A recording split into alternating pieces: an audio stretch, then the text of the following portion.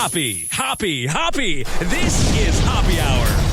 What's going on? This is Hoppe Hour. I am your host, Ryan Hoppe, and from 610 Sports in Kansas City, the one and only Bob Fescoe. He is on Hoppe Hour. What's up, man? Hey, how are you, man? Thanks for having me on the show. Of course, Bob. What I find fascinating about you is when you Google you on Google, you are a very polarizing figure. There's a lot of people in sports radio that just kind of go by and do their shows. But, man, when you look up your show, dude, people either love you or people despise you. It's a fascinating read. Yeah, it really is. I was going to say, Ryan, it really doesn't matter what they think as long as they listen, right? That's what you want. And I think in this world in talk radio, whether you're in regular talk radio or if you're in sports talk radio, you want to be compelling. You want to give somebody a reason to tune in and to listen every day. Some people do listen because they hate everything that you say. Some people listen because they love everything that you say. But you want people to know where you stand. You want people to be very definitive and understand where you are on a topic. You don't want to be just kind of out there floating in the wind and, just having people guess what side you're on. So I was raised in New Jersey, and so I was kind of raised with, opinionated parents and an opinionated part of the country is how I was brought up watching sports. And so it's been one thing that's always been kind of, for me, I'm not afraid to give an opinion and stand by it. Yeah, because it seems like a lot of times people with age or with time going by, they'll sort of change and become softer. But I remember I first heard about you probably in 2012. You had some rant about the Chiefs that made Deadspin. This was when Deadspin was a cool website. And immediately since then, I've been a fan because a lot of times sports radio, I feel like I'm just listening to journalists just read their articles on air, just read their newspaper articles on air. But with you, man, like you never hold back. Like, would you say you're from Kansas City? Are you from there? Yeah. I grew up in New Jersey, but I went to KU in 1995, and for all intents and purposes, I've been here in this Kansas City area ever since. I did like a year and 10 months down in Seguin, Texas for my first job, and I did 3 years in St. Louis. But other than that, yeah, I've been pretty much out here since 1995. Because it really bleeds through when you listen to the show. I can tell that you care about the Kansas City area and that you're not just some transplant, which you do a very good job of. Well, I appreciate that. And I think that's the thing, sports talk, just like I think with a lot of teams and except the NFL, I think the NFL, when you talk about sports, you have to put the NFL in its own category because it's just completely different from everything else right now. But I think sports talk and sports in general has become so provincial over the years that, if you're listening to somebody on the radio in your town talk about, let's say, the Royals, as we're here in Kansas City, you want to be someone who's lived it all. You want to be with someone who was there when the team was losing 100 games. You want to be, listening to someone who was there when the team kind of turned things around and got to the World Series and won that championship and understands those feelings that the fans in that town have. I think the days of kind of, market hopping, if you will, in sports talk radio, I kind of believe they're more a thing of the past. There's not many markets out there anymore that you can go to that truly is, like an Atlanta or a Phoenix or a place like that truly is a transient market where when you get there, everybody's a fan of another team that they had before they moved to that city. Towns like, Boston and Kansas City and Chicago, they're very, very provincial. They love their teams. They want to, listen to folks who have been through everything with them and understand them as a fan base. And I think that's so important when you're on the radio. You want to be talking with fans all the time about things that you've all experienced together. How important is it for you to have the listeners call in with their opinions, love or hate? We've kind of done away from the phone call aspect of things over the years. It's more about content, fast pacing, delivering the topics of the day and giving our opinions more than anything now. I think from, when sports talk kind of started, in the Northeast in New York and Philadelphia, and still this way in places like that in Boston as well, it was more of a caller driven medium. We found out here, man, people tune in for us. They want to hear what we have to say. There'll be times we put callers on and people are like, get back to you guys. I don't want to hear any more callers. But, sometimes you mix them in, especially after football games. I think that's a big thing on a Monday morning or, after a Super Bowl win or a Super Bowl loss or a World Series championship and whatnot to get, just kind of get the pulse on how everybody's feeling. I've said, and I don't know if you would agree with this or not, but if this goes with a music radio show that has talk in the morning or a sports talk show or an FM talk show or any sort of format where you're taking calls, I believe if you take more than 7 calls a show, you have nothing to talk about. If you have to keep relying on people to call you, you're just not doing your job to the best it could be. Yeah, I'm glad you said that, because there are times, and actually we just said it last week to each other, if we're sitting here taking phone calls, that means we didn't do our job for the day. And, people think your job is that 6 to 10 a.m. hour, but if you're doing your job from 10 a.m. to, 5:59 a.m., the 20 hours that wrap around the 4 hours that you're on the air, if you're doing the job right, you're doing the prep, you're talking to the right people, you're formulating opinions, you're getting ideas, you're talking to sources, you really don't have to have the phone calls in there for content. And I think back in the old days of sports talk radio, I think a lot of guys just thought you flipped on the microphone and started to talk sports and they would just take phone calls all afternoon. It's amazing how many people think what we do for a living is like this easy gig where you just got to sit back and put your feet up and read the sports page, when it's anything but that. And if that's the way you're doing, I think, sports radio today, you're doing it the wrong way. You've got to be engaging. You've got to be compelling. You've got to give people a reason to get to that radio. And people come to the radio no matter what station you listen to because they like the hosts of those shows, or they like the format of that station. They're not really going there to hear a lot of caller interaction anymore, I don't believe. And people are only in the car for a certain period of time. There's so many options with podcasts and everything. You want to give them the information that they want. If they've got 15 minutes on their way to work, I want them to know we're talking about the Royals, we're talking about the Chiefs, and we're working in everything that's kind of tied in locally here. What would you say has been the coverage locally in KC when it comes to Britt Reed? Because for me, nationally, I feel like it's kind of being covered, and it's being covered on all the news sites, but I feel like it's on like the second or third page of the website. Do you have that feeling, or is Kansas City talking about it? And not as much. I think we kind of deal with from a sports standpoint. I think the news stations have done a fairly good job of covering this tragic situation that happened, and hopefully everything works out well and the little girl's able to get out of the hospital and everything works out for the best with her family. But I think it has kind of merged into a news story here in Kansas City as well. Have you met Andy Reid? And if so, what is he like in person? He's very much the same guy on the surface, but I hear great. And yes, I've met Andy numerous times, but I hear the stories behind the scenes, like when he's kind of just yucking it up with his coaches or guys in the office. And I've heard so many people say how funny he is and how engaging he is. And I think you have to be that way. You have to be engaging if you're going to be the leader of an organization, and if you're going to be the leader of a football team. The term coach is always thrown out there. Andy Reid is the head coach of the Kansas City Chiefs, but anymore the head coach needs to be that CEO of the organization, a guy who can talk to everybody in every department, who can relate to the fans, who can talk to the media, who can do everything. Like, there's so many jobs for a head coach to do, and you got to have that great personality. You got to be able to kind of roll with the punches. And I think Andy Reid is the perfect NFL head coach right now. I mean, he's really, in year 2021, whatever it is for Andy Reid being a head coach, you can really see him hitting his strides. He's really changed since he's come in to Kansas City, and then obviously finding Patrick Mahomes has taken things to a new level for him. But he has really hit his stride as a head coach. So now for me, I'm originally from Chicago, and I moved to Tampa 6 years ago, and I was sick of being a Bears fan just because Jay ruined it for me, and I'm not a big fan of Mitchell. So I wanted to be a Buccaneers fan, but I hated Jameis just because he's a creep. But now that he is gone, this was the first year of me watching the Buccaneers, and they went to the Super Bowl. So I was excited that they won, but I also kind of felt like a bandwagoner, so I wasn't that happy. Like, I was rooting for them, but I wasn't that happy because I was happier for the people that were the original fans. So for me, it was cool that they won, but then I had to go to work the next day. For you, man, you're a diehard fan. You've been in Kansas City for 30 years now. You got a popular show where you're representing the city every morning. How hard was that loss 2 weeks ago? It's interesting that you say that, because I think we all just kind of moved on in like the first quarter and just said, okay, this one's not happening today. And losing the way that they did, I still think is better than losing on a last second field goal or, a touchdown at the end, or like, oh, we couldn't get a stop like the playoff game 2 years ago in overtime. They never got the ball and had an opportunity.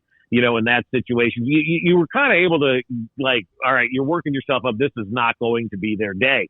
But the way that I talk about this game and the way that I talk about this football team is, okay, that's 1 year down of Patrick Mahomes' 12-year contract. We have 11 more years to go on this glorious road that we're driving on. We just blew a tire, man. We're pulling over. We'll change the tire, get back on the road. And I still think this team is a Super Bowl team next year. I mean, I look around the AFC and yeah, you can say what you want about, the Buffalo Bills, and they've had a nice year, obviously getting to the championship game. Can't trust Cleveland at all right now. And so I just look at this team, constantly and go, they're still the best team in the AFC. They had a bad game. They had the bad game at the worst possible time, obviously, in the Super Bowl, but it was one bad game. And I just don't think there's any reason to kind of sit here and act like, it's all over because of one bad game. And I think for the most part, Chiefs fans have realized that as well. They go, yeah, that kind of stunk, but we've been to 2 straight Super Bowls. We won one, and there was a 50-year span where we didn't do anything. So we're living the high life right now, and they'll get back on that road and win a couple of more championships with Andy Reid and Patrick Mahomes. Wasn't Matt Castle the quarterback you guys had in the 2010s back in the day? Yeah, Matt Castle was 2010, 2011, 2012, that era of Chiefs football. Yeah. And Matt Castle played 14 years in the NFL. Did you know that? We just kind of looked that up a couple of weeks ago. He played 14 years in the National Football League. That's quite a career. Wasn't he the backup for Brady? And then when Brady got hurt in like 2008 and then he had a good year, everybody thought he was good, from what I remember. Yeah, that's right. They went 11-5 that year with Matt Castle in New England as the quarterback. Didn't make the playoffs. Yeah, but Scott Pioli got the job here in Kansas City, and it was a logical move to go make the trade. And I'm a fan of Castle. He was in a bad situation, though, man. That was just a bad marriage with Todd Haley and Scott Pioli and Charlie Weiss as the offensive coordinator the first year. I mean, like, nobody could get along. It was like children fighting in a sandbox, throwing sand at each other. And it was a dysfunctional relationship between really Todd Haley and Charlie Weiss. And Matt Castle was like the guy in between. It was like divorced parents fighting, and he's the kid in between trying to navigate both sides of that thing. And it really didn't go well, for Matt Castle once Charlie Weiss left. And I still think Charlie Weiss was the guy they should have kept over Todd Haley here in Kansas City, because I think Charlie Weiss got the most out of Matt Castle. If I'm not mistaken, 25 touchdowns and 10 interceptions that year for Matt Castle with Charlie Weiss as the offensive coordinator. That's putting up some numbers for that guy. So this is a bit off topic, but it's not. This is my ADHD, and I'm going to bring this back in. So Vincent Jackson died last week, and I'm here in Tampa Bay, and the Bay took it awfully. I met Vincent. He was very cool to me. And on the weekend here where I work at, I record this podcast on the side, but I work on the weekend at 102.5 The Bone, and there's this show called Miggs and Swig, and there are these rich people that have a lot of connections, and they had Jay Glazer on, and he called in for about 40 minutes, and he was saying that he's really working on talking to different people who maybe are down and out after playing in the NFL because maybe they didn't play as good as they wanted to, or maybe they didn't win a Super Bowl, and he's trying to say, you guys were the top tier. You guys were the best of the best to make it into the NFL. And I hope somebody like Matt Castle is able to look back on it when it's all said and done, is he's able to go, even though I didn't win a Super Bowl, I played 14 years in the NFL and I made millions and I was the main quarterback for a team. Do you think players like Matt Castle and players from that Kansas City era are able to look back, and even though they didn't do what they were supposed to, they were in the NFL? Well, I would think Matt Castle would definitely look back on that. He had a really nice career. I mean, 14 years, and I think he made like close to $50 million or whatever it was playing in the NFL. So he set himself up nice. He's got a great job now. Afterwards working with NFL Network, I believe. I see him on TV, a lot talking about the game and doing that kind of stuff. And I think he definitely has a future, in broadcasting. I always thought he was really good and really funny, kind of off the mic stuff.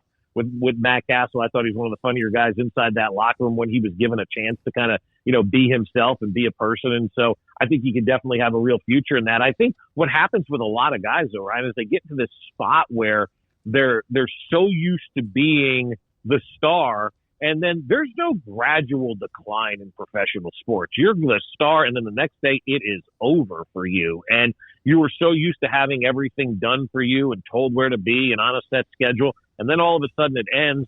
The fans are gone. The coaches are gone. The teammates are gone. The locker room atmosphere is gone.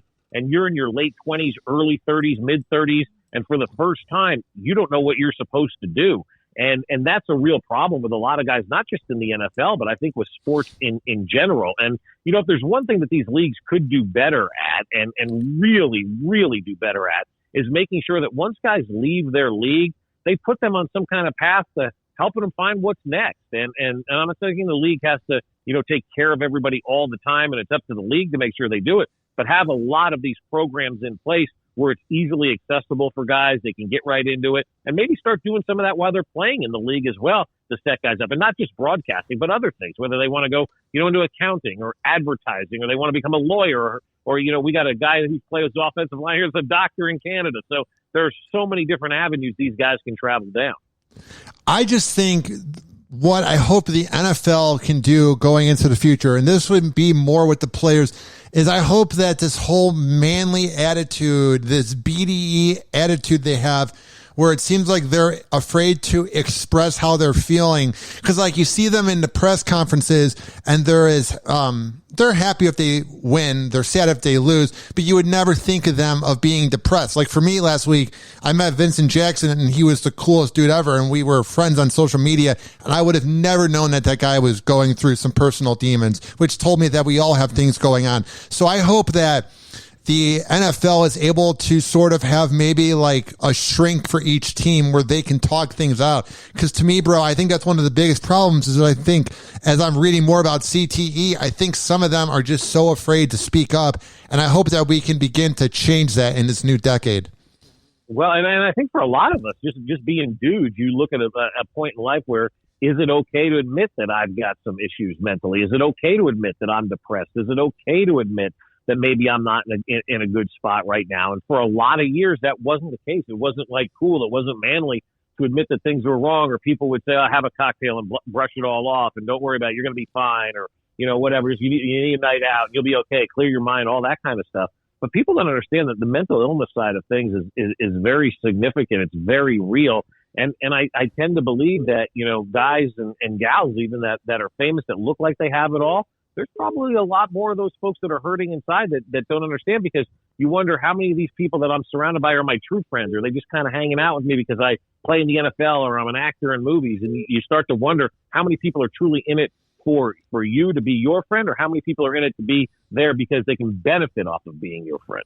Who are some of the former players that have played in Kansas City who are sort of like the saints of the town? Because for Tampa Bay, the two people that are really big up in front, it was Vincent Jackson and then the wrestler Titus O'Neil. They're very big on like helping out the community, and they had their own organizations. Does Kansas City have any of those where there's like a player that maybe played in 2008 through 2014 and now he does a lot of good for the area?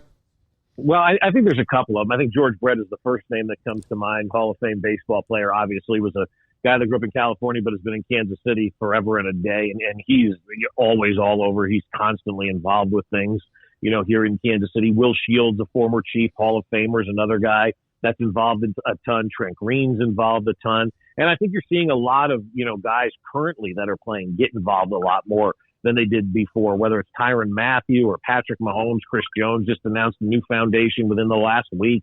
He's going to be, doing a lot of stuff here in Kansas City. And that's something that Kansas City really appreciates. They really appreciate guys who give back and guys who want to be part of and give back to, the Kansas City area. And so we're seeing a lot more from the guys that are currently playing on these rosters than we've ever really seen in the past. And it helps that, the Chiefs had their success and the Royals had their success in, 2014, 2015, where they became household names and everybody loved them and those guys were involved in everything. So I think right now both organizations do an amazing job of truly getting their players involved in just about everything there is in the community. So right now, even though the Chiefs lost, Patrick Mahomes seems to be able to do no wrong. Like, he's a good guy. He's got a family.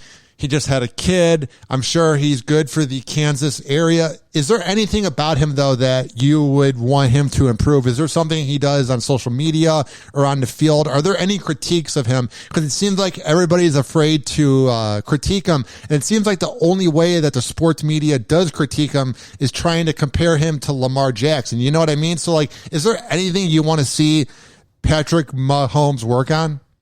No, for me, he's the perfect quarterback, man. He's the perfect athlete. He is just something that, as I'm in my mid 40s now, you start to realize day by day that, if you get caught up with some of the mundane stuff in sports, you miss the exciting, great things that are going on. And by mundane, I mean analytics and nonsensical stuff that, nerds like to surround themselves with. But I think right now, Patrick Mahomes, watching him play week in and week out, I've never seen anybody better. I've never seen a better quarterback. I've never seen a better athlete. I've never seen a better magician than what we're watching with Patrick Mahomes. I mean, we're celebrating on March 17th this year, St. Patrick Mahomes Day here in Kansas City. We're going through like his 50 best plays, and on our website we have the 10 best plays that fans can vote on right now.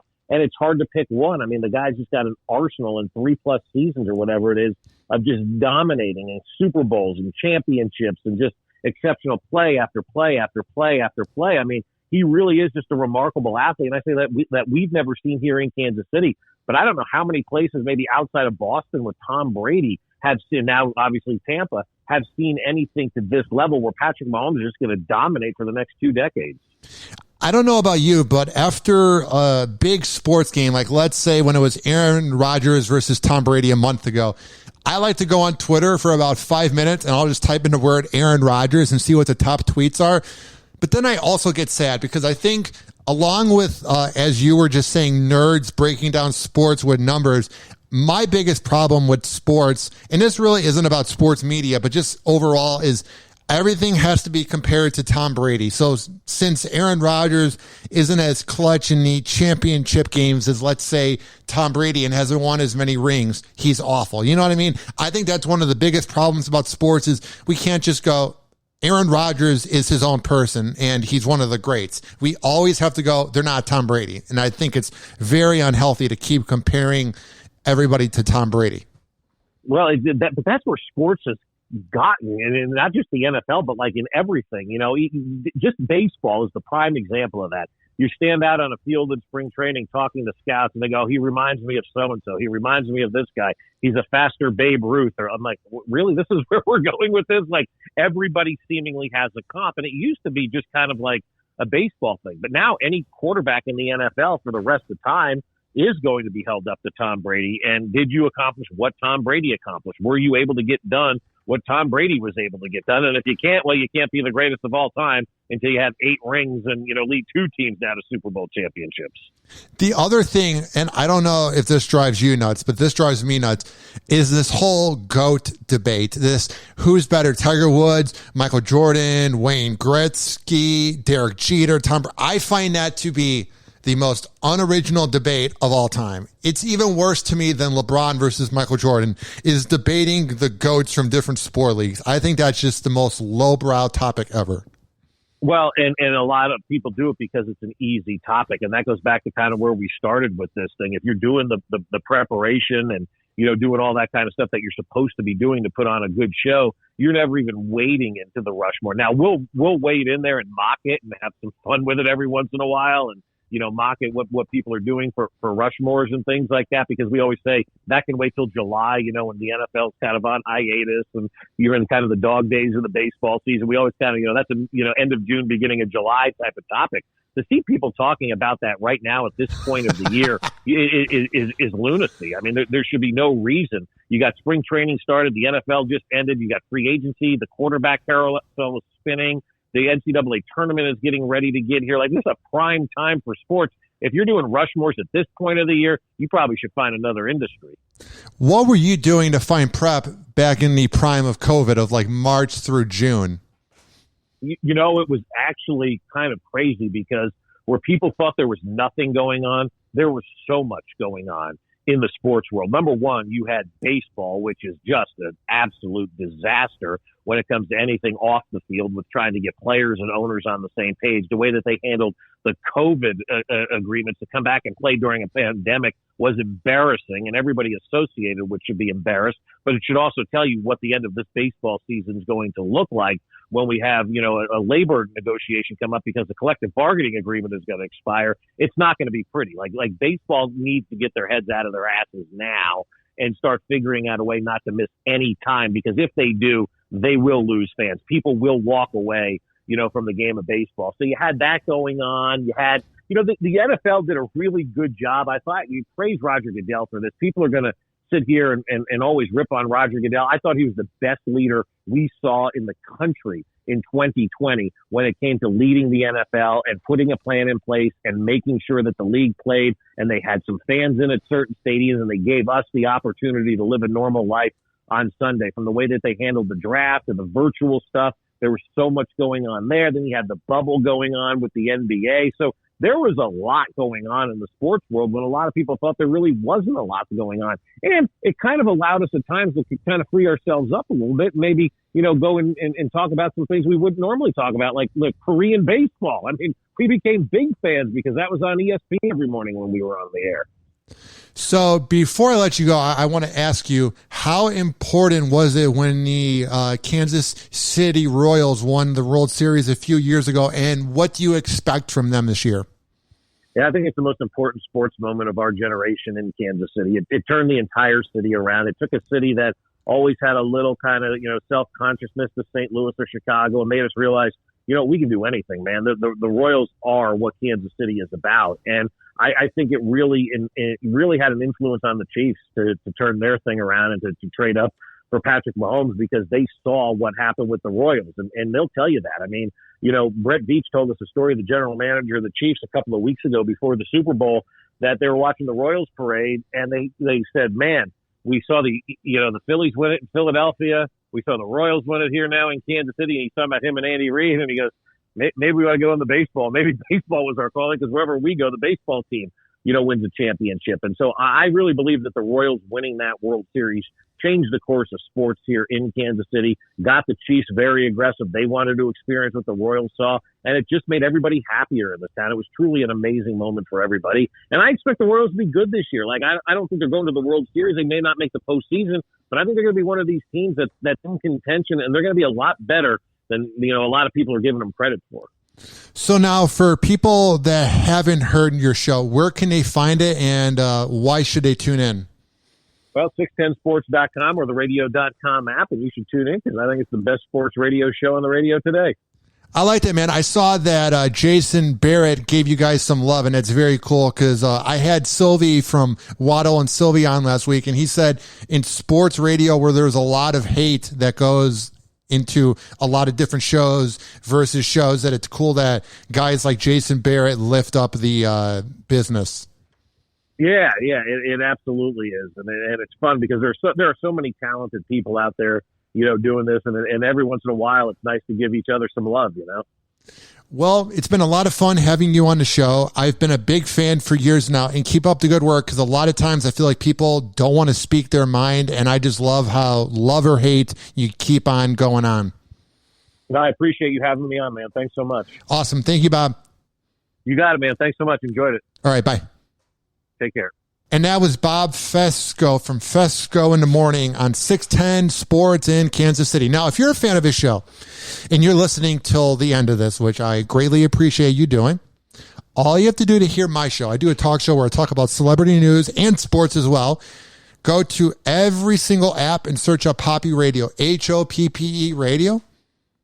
And there I record for the hardworking average Joe and Jane. So please spread the word. This has been Hoppe Hour. I am your host, Ryan Hoppe, signing off. Bye now. Hoppe. This is Hoppe Hour.